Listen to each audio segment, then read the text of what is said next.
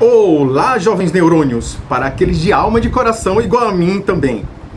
Hoje eu resolvi fazer algo sem roteiro, sem nada sincronizado, porque após mudar a minha assinatura e juntar os dois aspectos da minha vida, após a postagem sobre o extraordinário, os amigos me perguntaram: Cal, quem foram os extraordinários que marcaram a sua vida?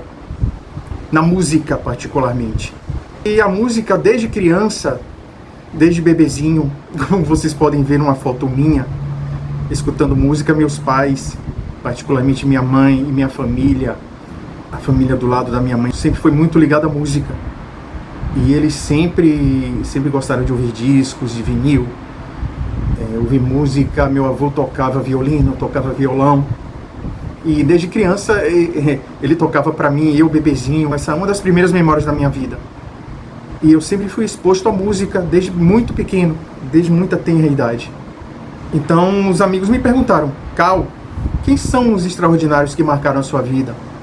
Na música, o que fizeram, construíram a pessoa, ajudaram a construir a pessoa que você é hoje. São muitos artistas incríveis, cantores, cantoras, grupos, bandas espetaculares, mas assim, eu tenho que escolher de um cerne, de um grupo muito pequeno, selecionar, que não afunilar para um grupo muito pequeno.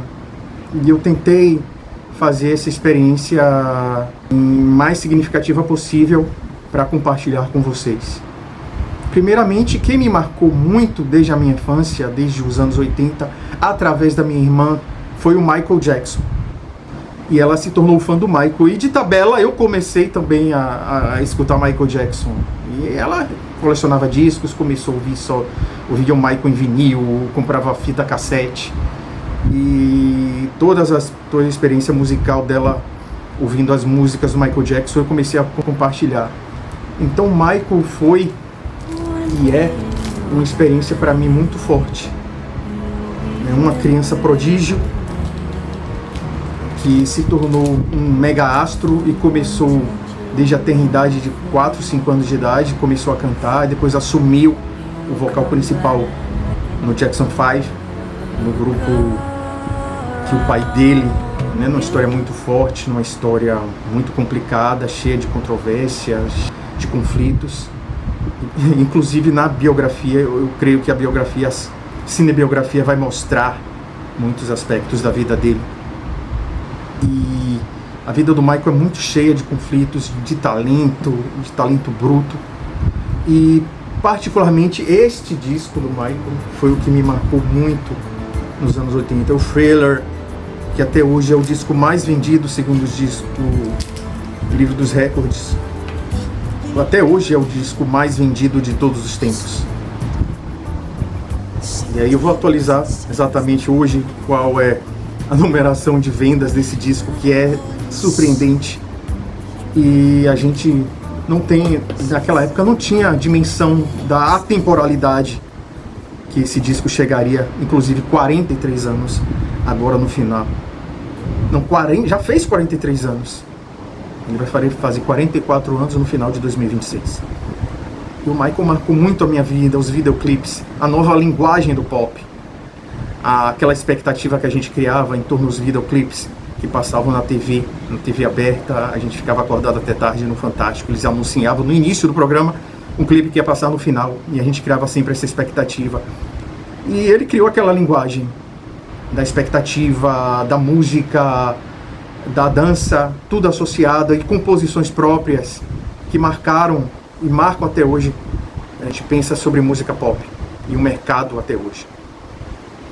E outra que me marcou e me marca, que me acompanha a minha vida inteira, e meus amigos falam que eu sou bitomaníaco, o bitolado, melhor dizendo, que no final, na verdade, final dos anos 80 e início dos anos 90, eu não cheguei exatamente diretamente aos Beatles. Eu primeiro me tornei fã do Paul McCartney, através, primeiramente, dessa coletânea que ele lançou, com os primeiros sucessos da carreira dele, da carreira solo e da banda que ele criou, os Wings, junto com a esposa dele, a Linda, e o amigo guitarrista Danny Lane, e com outros músicos que apoiavam. Ele criou essa banda no início dos anos 70, logo no ocaso dos Beatles. E eu cheguei aos Beatles primeiramente através do Paul, em torno de 1992, 1993. E em 93 ele lançou esse disco aqui, Off the Ground, que uma das músicas que me marcaram muito é Hope of Deliverance, que vocês devem lembrar, tocava muito na rádio naquela época. E essa música me marcou muito e até hoje me traz grandes memórias, me traz memórias muito felizes quando eu lembro. E só cerca de 2, 3 anos depois eu fui chegar realmente aos Beatles, porque eu chegava, pô, falar que ele foi um Beatle? Esse cara incrível era um Beatle?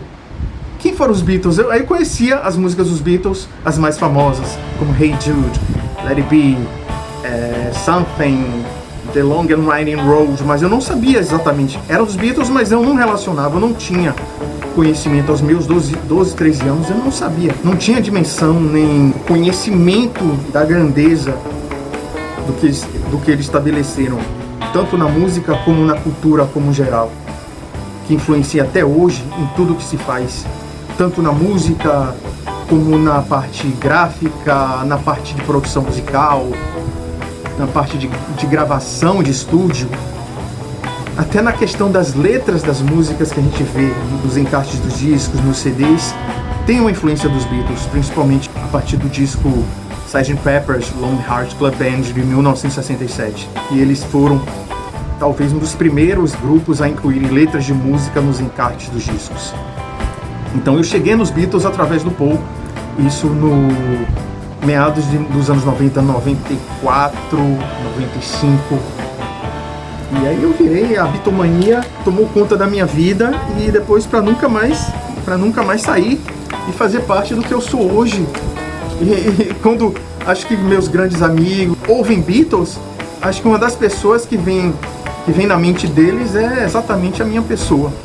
Acho que é incrível de amigos ligarem, tá tocando no rádio, tá tocando a música, é uma gravação nova que os Beatles, isso ainda nos anos 90, que teve o projeto Anthology, que eles lançaram músicas que o John Lennon tinham deixado gravado em fitas cassete, e depois os Beatles, que ainda estavam vivos, o Paul, o Ringo e o George, terminaram essas gravações que o John tinha deixado. Aí os amigos, desde aquela época de escola, ouviam essa música no rádio e viam, tá tocando aí, lembravam de mim e me ligavam. Quer dizer, na época eu não tinha nem celular. Eu recebia ligações para pessoas dizendo, tá tocando teu rádio, tá tocando Beatles. E esse particularmente, essa capa aqui é icônica, inesquecível, marcou a vida de todo mundo, e acho que todo mundo que vê essa capa vai ter alguma memória na vida, associar alguma coisa, algum fato, alguma memória, ou particularmente alguma música que realmente faz parte desse disco. E agora chegando em artistas brasileiros que marcaram a minha vida, eu tenho que falar do cara que eu considero o arquiteto do pop, e grande parte da mídia especializada, das pessoas que gostam de música de verdade, o consideram como o arquiteto do pop brasileiro. Mas é muito mais, ele transcende estilos, não só pop, rock, MPB, bossa, e influência clássica, formação de piano clássico.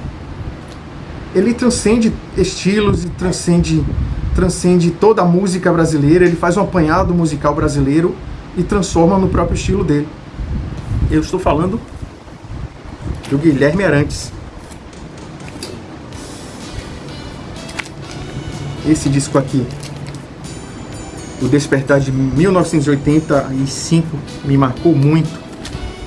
E o Guilherme, na fase dos anos 80, ele fazia parte do mainstream, mas ele não se sentia, ele sempre fala hoje que ele não se sentia como parte daquele mainstream, daquela música feita especificamente para o rádio. Apesar de ele ter feito muitas trilhas de novela, ele não se sentia um componente daquela cultura dominante, daquela cultura mainstream feita para o rádio, feita para fazer sucesso.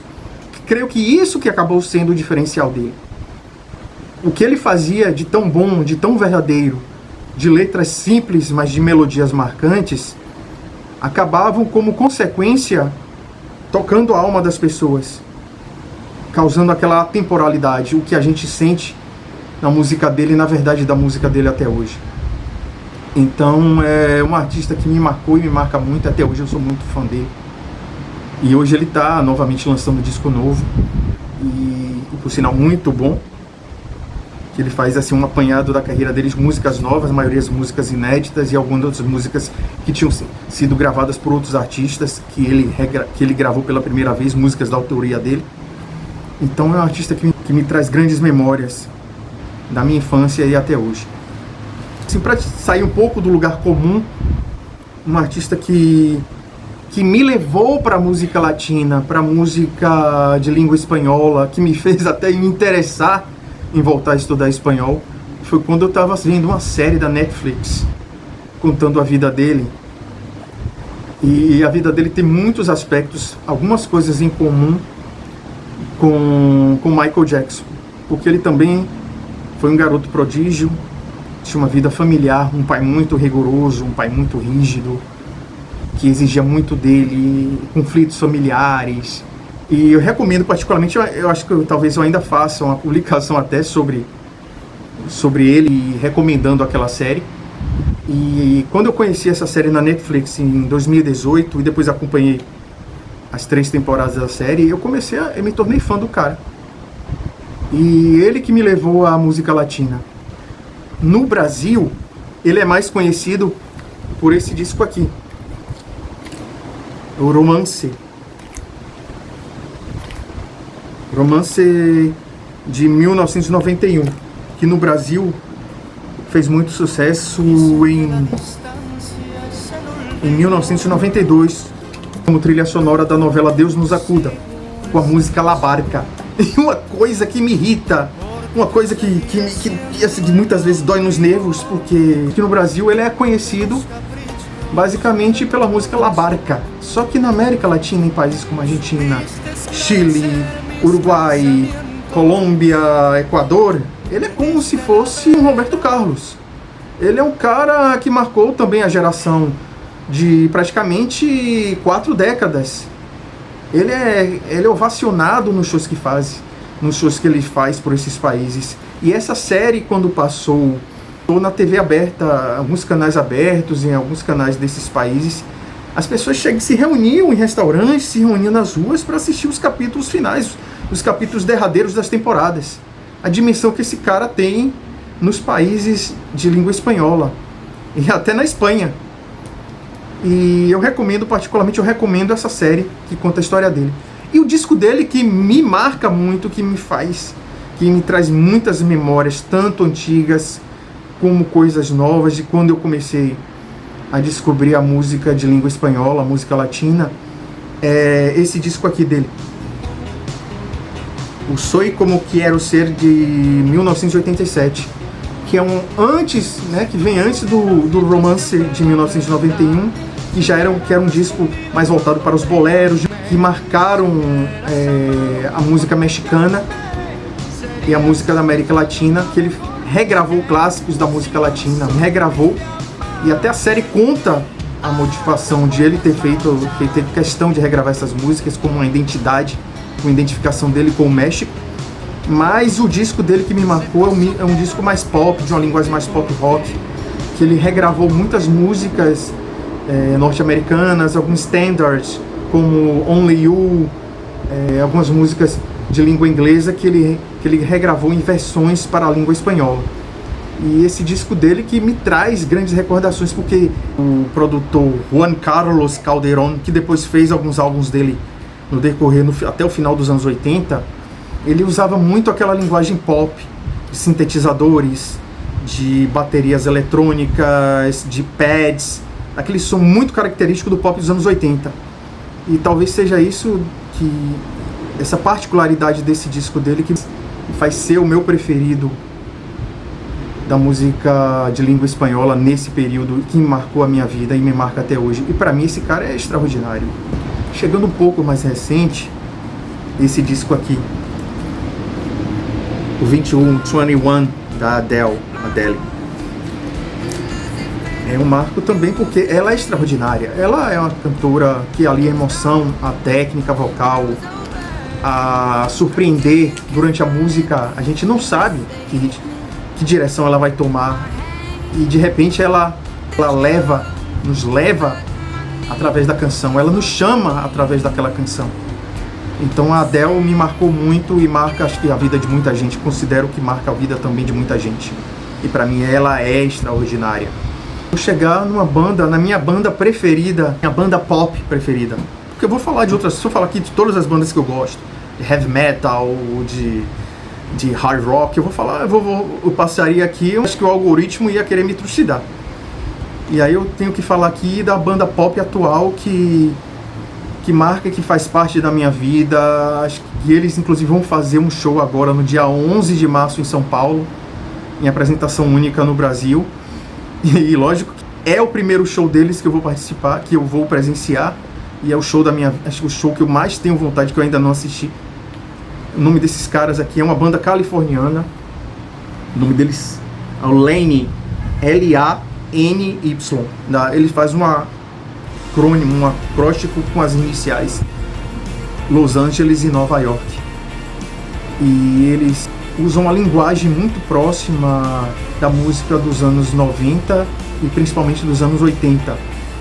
É uma música que eles contam, cada música é uma história que leva a gente através de um filme na nossa lembrança, que muitas vezes relaciona com a infância, da nossa adolescência. Parece um filme, passa um filme, imediatamente passa um filme na nossa mente. Então eles têm essa capacidade de nos levar por paisagens, por histórias que a música cria na nossa mente. E outra artista brasileira, que eu considero a maior cantora brasileira de todos os tempos, ao lado da Gal, mas pra mim ela tem aquele fator emocional e daquela presença dela no palco, a Elis. Particularmente esse disco aqui, o Falso Brilhante, que marcou, que é um disco de 1976, que foi um show memorável, um show assim que as pessoas, eu não era nascido ainda, vendo as imagens desse show, acho que dá aquela vontade de ter nascido muitos anos antes, para poder ter presenciado na vida adulta apresentações como aquelas. Bem, jovens neurônios, espero que essa conversa tenha sido tão agradável para vocês quanto foi para mim, e espero vê-los em breve. Foi um prazer, para mim foi muito feliz, me trouxe grandes memórias falar dos artistas que me marcaram e são importantes para a minha vida. Grande abraço a todos.